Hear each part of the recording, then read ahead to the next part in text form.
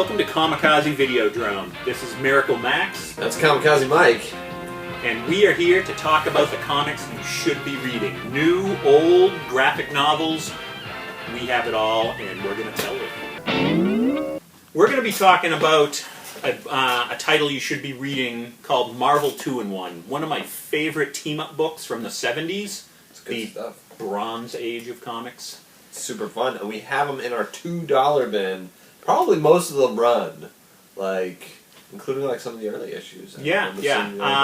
Marvel 2-in-1 was Ben Grimm's showcase title because he was the most colorful, popular member of the Fantastic Four at the time, and still to me. Yeah, he's great. He's kind of one of those awesome. He's like Spider-Man. He's perfect for a team up book. Yeah, he and kind of fits with everybody. That's what this is. It's Ben Grimm teaming up with characters throughout the Marvel universe. I'd say I'd say Marvel Team Up, it was running at the same time, right? Yeah.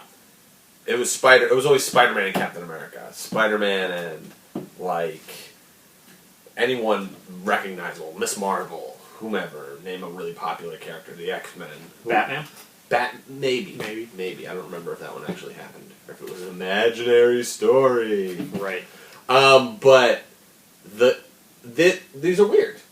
It's always Ben Grimm and Man-Thing. Ben Grimm and the Guardians of the Galaxy. That's good stuff. Which leads us into this 3-issue series right here.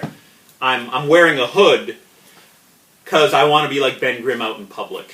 And I'm borrowing that line from our very own Comicazi. And I didn't want the lights to shine off my head. It's you look like a librarian. An arcane librarian. An arcane librarian. Yes. This 3-issue series here is part of a good year-long run that is probably the highlight of Marvel 2-in-1 in my estimation. It began with the Project Pegasus saga, and it ends just a couple issues after this. But this features Starhawk, one of the premier members of the Guardians. The original Guardians of the Galaxy. Yeah, no talking raccoons or trees, which are awesome. Oh, totally awesome, don't get me wrong. But these ones, the original Guardians of the Galaxy sort of made their re-debut in Marvel 2-in-1. That was sort of their second-ish appearance, I feel like, after their original one. Which was in Marvel Superheroes, and then they came up in Marvel Presents. They've guest starred all over the place through But this was 70s. one of their big, they're back! The original Guardians of the Galaxy, and they reintroduced a bunch of cool new characters and stuff. Right, well, with this series here, it's mainly just Starhawk. The story starts with a couple of workers pull this strange cocoon out of the East River. And if you're a student of Marvel lore, as it were, cocoons are usually the purview of Adam Warlock. That's what he always regenerates in.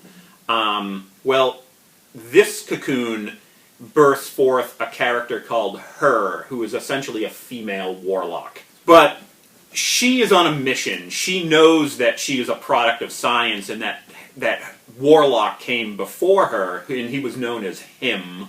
Originally. Warlock is, for those people who don't know, Adam Warlock is, kind of the character that, he debuted around the same time as Thanos, who is going to be a huge character in the coming years. He already is a huge character.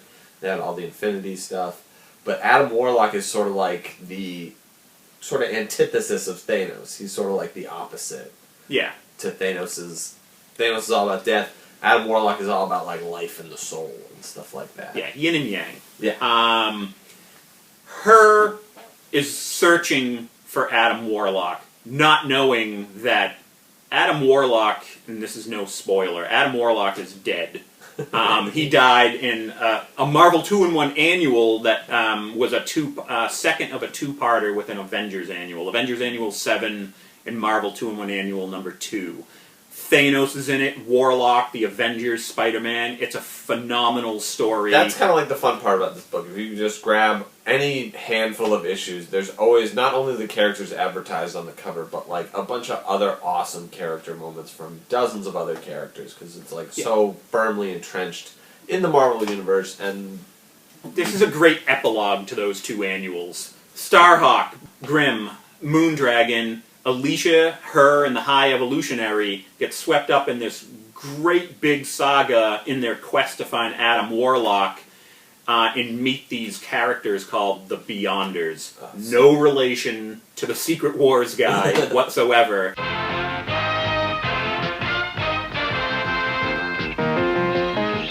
There's as much packed in these 3 issues as Hickman's Infinity and all of its crossovers that recently ended. I'm speechless. It's great. It's such good stuff. I say go for it. Talk to me or Max or anyone here at the store. You cannot go wrong with this.